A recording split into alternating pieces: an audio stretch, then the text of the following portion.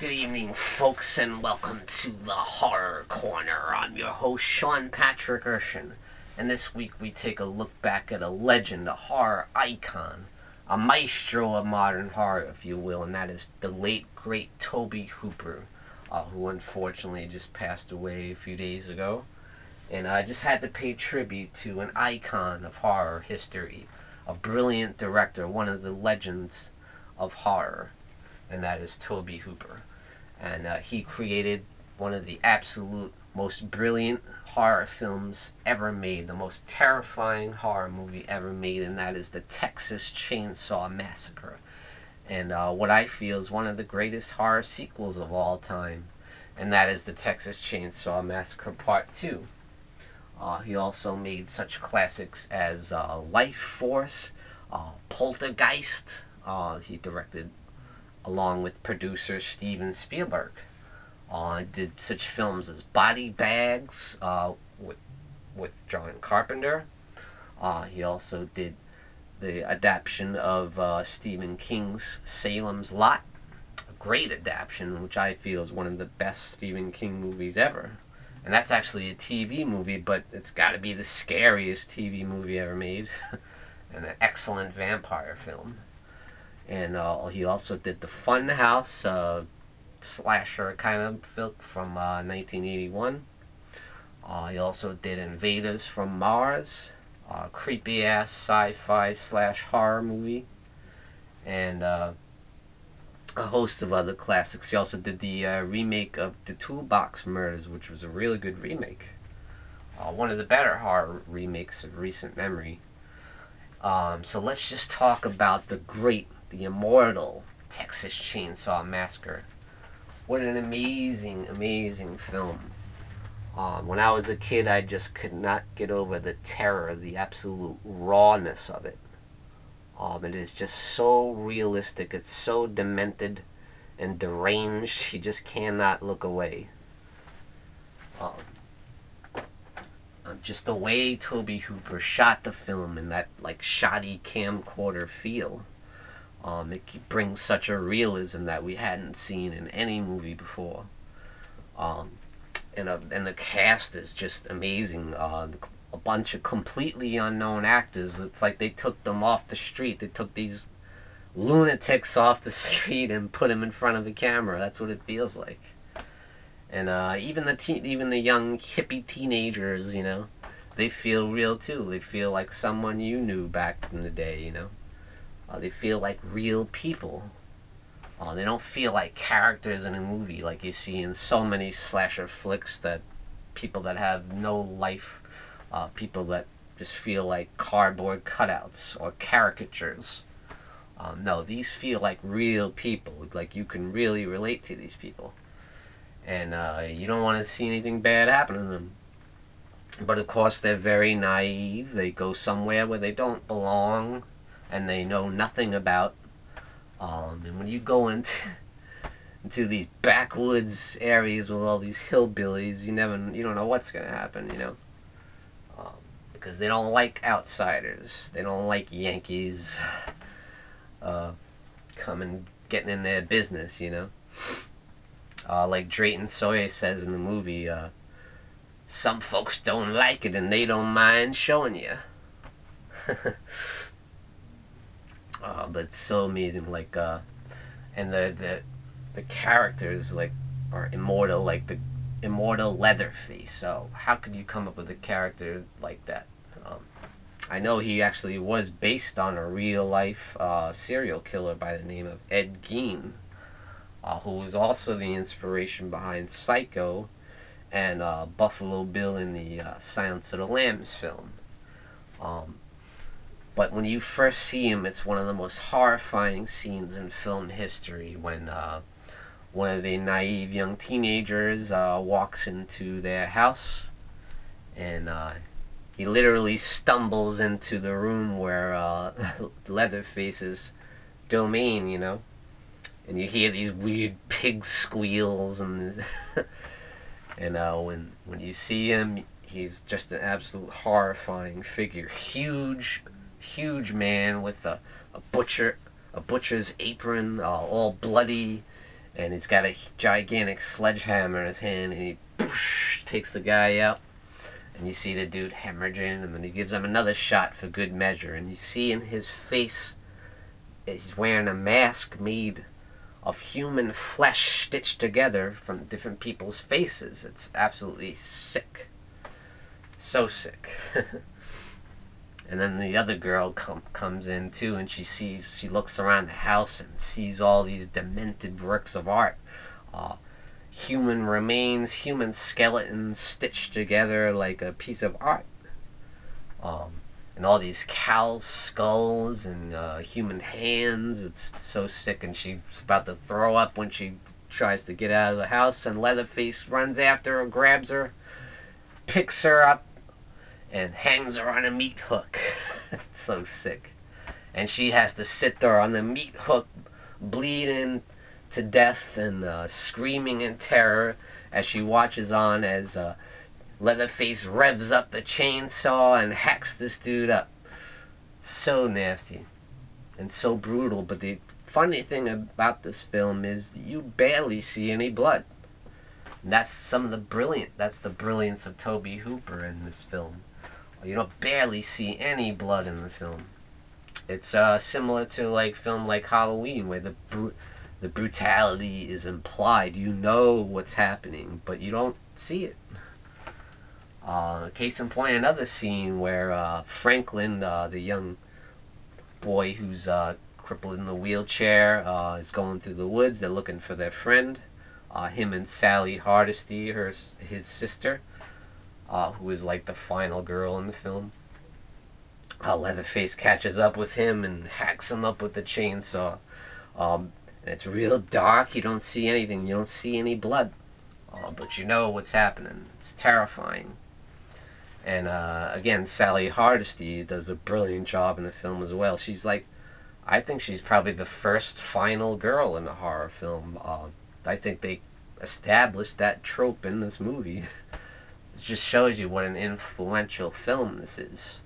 And, you know, they made countless sequels, remakes, and prequels, and all kinds of knockoffs. So many films have been inspired by Texas Chainsaw Massacre, and rightfully so, because it's absolutely brilliant. It's a 5-star classic. Now let's talk a little bit about the sequel, and that is Texas Chainsaw Massacre Part 2, which I feel is unfairly maligned. I think it's very underrated. In my opinion, it's one of the best horror sequels of all time. I have a blast with this movie. And anytime I sit down and watch Texas Massacre 1, I want to immediately play Texas Chainsaw Massacre Part 2. I think what turns some people off is that there's a lot of humor in the film. So Tobe Hooper wanted to do something a little different with the sequel. He wanted to make it more humorous, which he actually intended to do in the original film, but somehow it didn't come off that way. It came off being insanely scary instead of funny. But he definitely pulled off the humorous part in the sequel. So the sequel ramps up everything. Ramps up the blood, there's gore everywhere. Ramps up the laughs, it ramps up the gruesomeness overall. And there's a lot more action. And there's some great new characters like Chop Top, played by Bill Moseley, who's just an absolutely unforgettable character. He's this psychotic lunatic who's like a real hippie. He's a Vietnam veteran. He's got a steel plate in his head, and you can actually see his steel plate because his skin is coming off, and he keeps peeling his skin off with a hanger.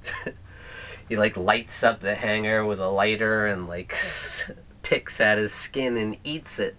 It's so sick and demented. And this, I have to say, the sequel is even more demented and sick than the first one even. It just goes to new levels of madness. Like when you see Leatherface cut this guy's face off with a little, like buzzsaw. And you see him rip it right off, and he holds it up in his hands. And then he puts it on this girl, makes her wear the face. It's so sick. And Leatherface is a little more sympathetic in the sequel, which turns some people off too. But I like it. You know, it's something different.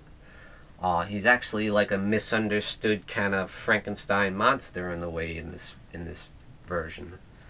And he's played really well by Bill Johnson.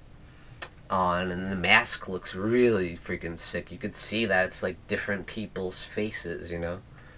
Sick as hell, because then the makeup effects are done by the legendary Tom Savini, and does an awesome job with the visual effects and the special effects makeup. Awesome job. And Jim Siedow returns as Drayton Sawyer, the cook, again, and he's such a welcome return. He's so funny, and I love when they show this chili cook-off contest, and he wins, you know. He has the secret ingredients.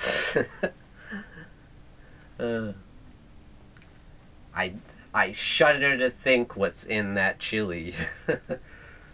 But he's so funny in this movie.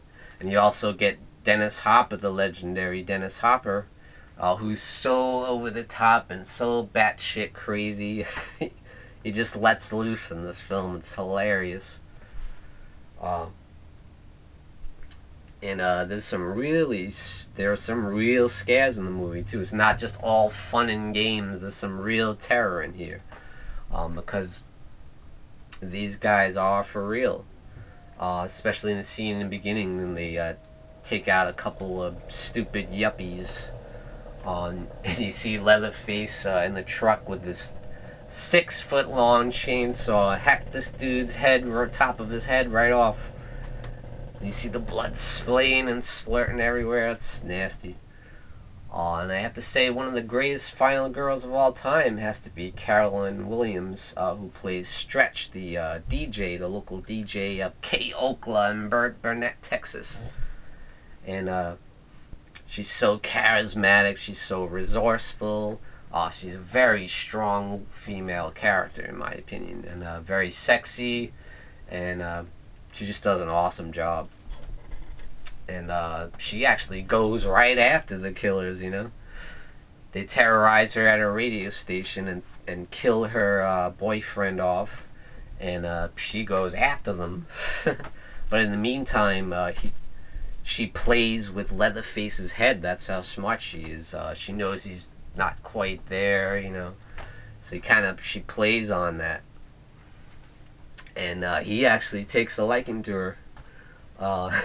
And he wants to do some really demented things with that chainsaw. Sick. It's very sick.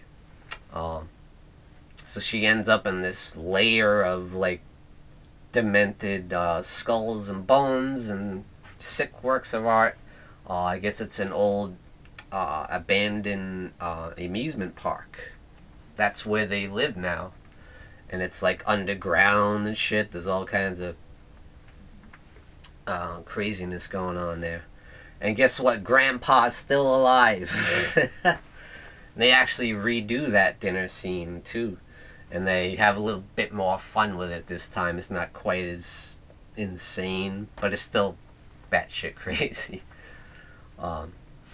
So I absolutely love the sequel. I love part 2. It's awesome. It's got a killer soundtrack. I think it's got an even better soundtrack than the original film. It's really sick, really awesome horror music. I love it. Even some of the like rock music that gets played like when Stretch is at the radio station. It's like this weird punk music, but it's got like a horror theme to it. And it really fits with the movie. It's like weird, but I love it. I love everything about the sequel. So run and buy Texas Chainsaw Massacre 2 because it's awesome. It's an awesome sequel, and if you love the original, you should love this sequel as well. Just picked up this bad boy a few days ago, Salem's Lot. Just an awesome adaptation from Stephen King's novel, and I love it. It's one of the greatest vampire films ever made. And one of the last great gothic vampire movies, and I love that. And man, when you see that head vampire, it's so scary. And there's some real scary scenes in this movie. Like when you see the little kid knocking at the boy's bedroom window. You see like the fog, and then he slowly emerges, and he's like floating in the air, knocking on the window, and you see his fangs, and it's really sick. And he's like, "Let me in," knocking on the window. It's really sick. And there's just some awesome effects, like the makeup effects on that head vampire that looks like a lot like Nosferatu, the original Dracula film. It's got like the bald head, there's sick fangs, the long fingernails, you know. It's really sick. And there's just some great scares in this movie. I love it. And it takes place in Maine, of course, because I think pretty much all Stephen King's movies take place in Maine. And you got that gothic mansion, you know, where all the craziness is going on. Awesome adaptation of Stephen King's novel. And once again, I just want to pay tribute to a legend, and it sucks. So we've had a rough year, horror fans, because we lost Wes Craven. We also lost the great George Romero, and now we lose the great Tobe Hooper. So this has been a rough time for me as a horror fan, and I'm sure you fans are having a tough time as well. Because this just sucks. We're losing all the legends, you know? And I'm not a huge fan of today's horror. I'm a fan of the legends, the great horror classics. Because there aren't too many nowadays, you know? That's why we really miss legends like Tobe Hooper and George Romero and Wes Craven, because they made some of the greatest horror films of all time. So run and get all Tobe Hooper's classics like Life Force, get The Funhouse, get Salem's Lot, get Invaders from Mars, get Poltergeist, get the Texas Chainsaw Massacre, get Texas Chainsaw Massacre Part 2, get the Toolbox Murders, get them all, because they're all awesome, and Tobe Hooper is awesome, one of the greatest horror directors of all time. And thank you for joining me, Sean Patrick Erschen, in the Horror Corner. Tune in and stay scared.